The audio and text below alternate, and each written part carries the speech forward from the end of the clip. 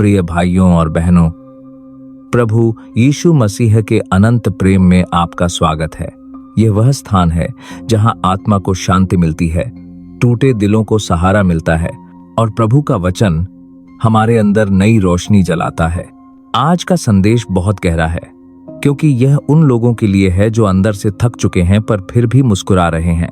कभी कभी हम जीवन में इतनी आवाज़ों के बीच फंस जाते हैं कि हमें यह सुनाई ही नहीं देता कि प्रभु हमसे क्या कह रहे हैं।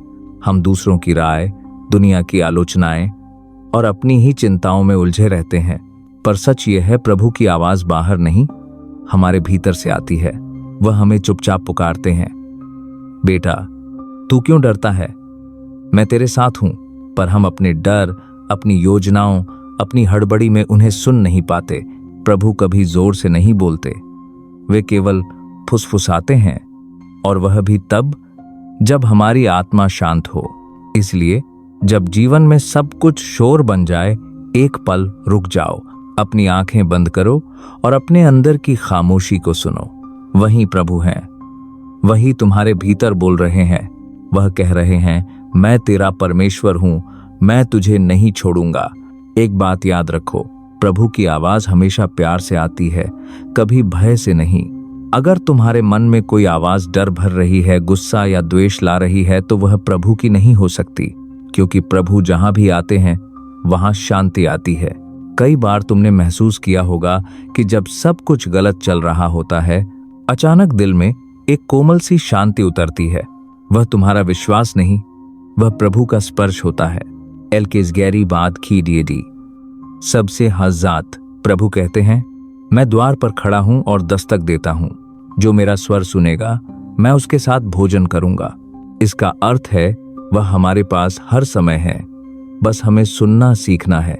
इस वैरा सीट करती है जोहज आपके लिए हैस के करती है तुम्हारी जिंदगी में बहुत सी बातें अधूरी हैं, बहुत से सपने टूटे हैं, पर प्रभु तुम्हें वही दिखा रहे हैं जो तुम्हारे भले के लिए है। कभी कभी देर इसीलिए लगती है क्योंकि प्रभु हमें पहले तैयार कर रहे होते हैं। तू अब जो अनुभव कर रहा है वह परीक्षा नहीं, तैयारी है। खराज की है वह बाद कराज धज कुछ कराज की है वह ग्याज के गेट के बाद के बाद के बाद के बाद के बाद के।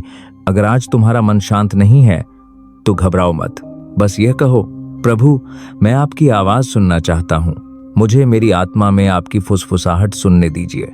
जैसे ही तुम यह कहोगे, तुम्हारे भीतर एक नई शक्ति उतरने लगेगी, क्योंकि प्रभु वहां से नहीं बोलते जहां अहंकार है, वह वहां से बोलते हैं जहां विनम्रता और प्रेम है। अवदिस्कार को सारा तीने एक बंडे हैं, इकर आपके करते ने। हर दिन थोड़ा समय निकालो अपने अंदर के प्रभु से मिलने का।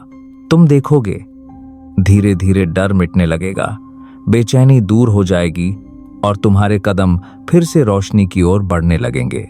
याद रखो, प्रभु की आवाज बाहर नहीं, तुम्हारे भीतर है, और जब तुम अपने अंदर सुनना सीख जाते हो, तब जिंदगी की हर समस्या एक अवसर बन जाती है, क्योंकि तुम्हें अब पता होता है कि प्रभु तुम्हारे साथ हैं। कभी कभी जीवन में ऐसे क्षण आते हैं जब हम सबके सामने मुस्कुराते हैं पर भीतर से टूट चुके होते हैं। रात की खामोशी में जब कोई नहीं होता, बस आंसू ही साथी बन जाते हैं।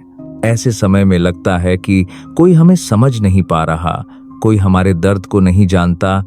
पर याद रखो, प्रभु यीशु हर आंसू को देख रहे हैं। वह तुम्हारे रोने की आवाज भी सुनते हैं, वह तुम्हारे मौन की चीख भी समझते हैं। तुम्हें किसी को कुछ साबित करने की जरूरत नहीं है, क्योंकि प्रभु जानते हैं कि तुम्हारे भीतर कितनी जंग चल रही है। जब कोई नहीं समझता तब भी प्रभु समझते हैं। जब सब साथ छोड़ देते हैं तब भी वह तुम्हारे पास खड़े होते हैं। वह कहते हैं, मत डर, क्योंकि मैंने तुझे नाम लेकर पुकारा है, तू मेरा है। जब तुम्हारी आंखों से आंसू गिरते हैं, प्रभु उसे अनदेखा नहीं करते। हर आंसू एक दुआ बनकर स्वर्ग तक पहुंचता है। शायद तुम्हें लगे कि कुछ नहीं बदल रहा, पर प्रभु तुम्हारे लिए ऐसी योजनाएं बना रहे हैं जिनका अंदाजा तुम्हें नहीं। एजलागार बादी तीन गेआरहा, तुम्हारा दुहक व्यर्थ नहीं है, हर पीड़ा का एक उद्देश्य है। कभी कभी प्रभु हमें टूटने देते हैं ताकि हम फिर से उनके हाथों से नए बन सकें। वह हमें झुकाते हैं ताकि हमें ऊंचा उठाने से पहले हमारा हृदय विनम्र हो जाए। अगर आज तुम्हारा मन रो रहा है तो जान लो कि तुम्हारा आंसू प्रभु के सामने बह रहा है। वह तुम्हें सांत्वना देने आ रहे हैं। वह तुम्हारे हृदय के चारों ओर अपनी शांति का आवरण फैला रहे हैं। आप गर्दिक है, अभी आपने पुरुष के साथ कर गर्दिक है। तुम्हारी यह रात बहुत लंबी लग रही होगी, पर प्रभु कह रहे हैं सुबह आने वाली है। बस विश्वास बनाए रखो, क्योंकि हर अंधकार के बाद भोर आती है और हर आंसू के बाद मुस्कान भी लौटती है। तुम्हारे दर्द में प्रभु मौन नहीं है, वह काम कर रहे हैं धीरे धीरे, गहराई से, ताकि जब वह तुम्हें आशीष दें तो वह किसी अस्थायी चीज की तरह न हो, बल्कि स्थायी शांति बन जाए। आपकी 2000 करी जाति के, इसलिए आज रोते हुए भी यह कहना सीखो, प्रभु मुझे विश्वास है कि आप मेरे आंसुओं को व्यर्थ नहीं जाने देंगे। आप मेरे जीवन से कुछ सुंदर करने वाले हैं। यह विश्वास ही तुम्हारी सबसे बड़ी प्रार्थना है, और प्रभु उन प्रार्थनाओं को कभी अनसुना नहीं करते जो आंसुओं से की जाती हैं। अगर denk दो हर कैसे हम बात करें, जो आंसू आज तुम्हें कमजोर बना रहे हैं कल वही तुम्हें गवाही में बदल देंगे। लोग पूछेंगे तू कैसे संभल गया, और तुम कहोगे क्योंकि मेरे प्रभु यीशु ने मेरा हाथ नहीं छोड़ा। कभी ऐसा लगता है कि अब आगे कोई रास्ता नहीं बचा, हर दिशा बंद दिखती है, हर उम्मीद बुझ जाती है।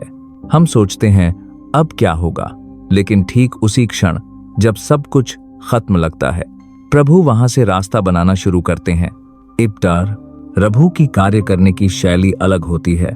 वह तब तक इंतजार करते हैं जब तक तुम्हारा भरोसा दुनिया से हटकर सिर्फ उन पर न टिक जाए, क्योंकि जब तक इंसान खुद कुछ करने की कोशिश में लगा रहता है, वह प्रभु के चमत्कारों की जगह खुद के बल पर निर्भर रहता है।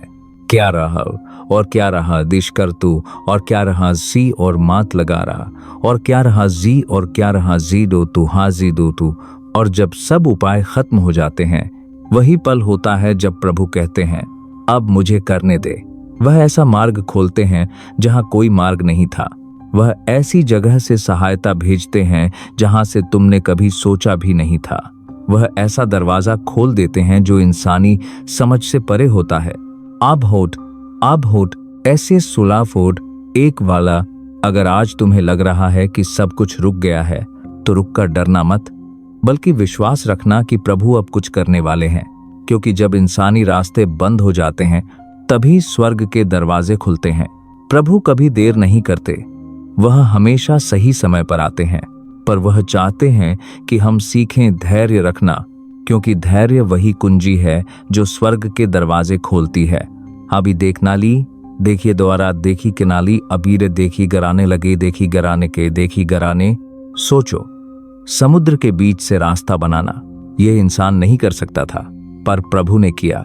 क्योंकि जहां विश्वास होता है वहां असंभव कुछ नहीं होता। वह तुम्हारी परिस्थिति देख रहे हैं, तुम्हारी कोशिशें देख रहे हैं, और तुम्हारी थकान भी महसूस कर रहे हैं। पर वह चाहते हैं कि तुम कहो, प्रभु मुझे नहीं पता कैसे, पर मुझे भरोसा है कि आप रास्ता बनाएंगे। विदिये से अदिये से एग्जारों के एग्जारों के ईद जायजारों के। जब तुम यह कहते हो तो स्वर्ग हरकत में आ जाता है, क्योंकि विश्वास की आवाज प्रभु के हृदय तक सीधे पहुंचती है। वह उन लोगों के लिए मार्ग खोलते हैं जो उम्मीद टूटने के बाद भी उम्मीद करते हैं। आ गए गार में दिखने में इस जरा सौदा दी जारापन आ करता करतारों की दिखने में। हो सकता है अभी कुछ भी स्पष्ट न दिख रहा हो, पर प्रभु पर्दे के पीछे काम कर रहे हैं। वह परिस्थितियां बदल रहे हैं, लोगों के मन बदल रहे हैं, और वो राह तैयार कर रहे हैं जो तुम्हारे लिए ही बनी है। अब देखें 2 से तोड़ा फॉर के पारा। कभी कभी तुम्हें यह भी लगेगा कि उन्होंने तुम्हें अकेला छोड़ दिया है, पर सच्चाई यह है उन्होंने तुम्हें केवल इसलिए अकेला किया ताकि तुम उन्हें करीब से महसूस कर सको। क्योंकि जब कोई नहीं होता तब हमें एहसास होता है कि प्रभु ही सब कुछ है। ऐसे आर्जन करते हैं कि इजर के गर अजिक अंदर आरोक। आज जो बंद दरवाजा तुम्हें हतोत्साहित कर रहा है, कल वही दरवाजा तुम्हारी गवाही बनेगा। तुम कहोगे मुझे रास्ता नहीं दिख रहा था, पर प्रभु ने ऐसा मार्ग बनाया जो मैंने कभी सोचा भी नहीं था। जब कोई रास्ता नहीं दिखता तो प्रभु नया रास्ता बनाते हैं। वह नहीं चाहते कि तुम सब समझो, वह सिर्फ चाहते हैं कि तुम विश्वास रखो, क्योंकि रास्ता वही दिखाता है जिसने रास्ता बनाया है, प्रभु यीशु। जीवन में टूटना किसी को पसंद नहीं। हम सब चाहते हैं कि चीजें हमेशा ठीक चलती रहें, रिश्ते सुरक्षित रहें, उम्मीदें बनी रहें और हम अंदर से मजबूत महसूस करें।